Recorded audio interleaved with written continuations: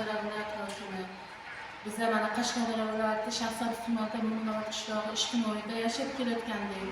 Siz kelgan qarorlar, siz kelgan mana bu yerda Mo'minobodga qilayotgan qurilishlaringizga biza borib sizga aytgan edik.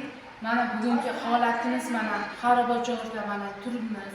Bizlarni majburlab chiqarmoqda kvartiraga. Siz aytgan 2 xonalik uy yo'q.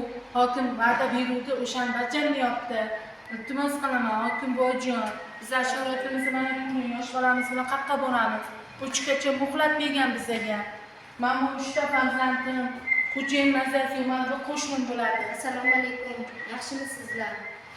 Bizlarni mana shu yerga olib kelib 5 yil oldin joylashtirildi ijtimoiy uyga.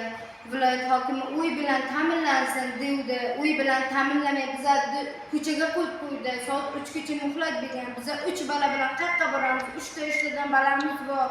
6 ta farzandimiz bilan qayerga boramiz? Iltimos yordam beringizlar. Bizlarni bir joylashtirsinlar kelib. Iltimos sizlardan mana sharoitlarni ham ko'rsatishimiz mumkin. Pulimiz yo'q, o'zim uyimiz yo'q, o'zim nima qilaylik? Hech kimimiz bo'lmasa, chaqalog'im bilan qayerga chiqaman? Ko'chaga qolib ketdim. Mana sharoitlarimiz ham bir ahvolga. Mana hamma narsamizni chiqarib tashlagan. Biz mana bunday ahvolda yig'ib qo'yibmiz. Mana qayerga boraylik biz? Svetimiz yo'q. Mana biz mana bunday xaroba joyda.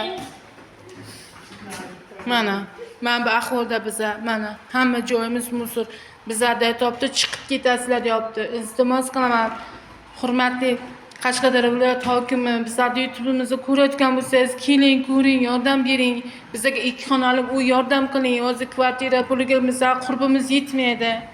Mana agar biz hamma narsani taxlab qo'yamiz, na hozir yeyishimizga, na ichishimizga, biz mashina pulini ham topa olmasak, kvartira pulini qanday to'laymiz?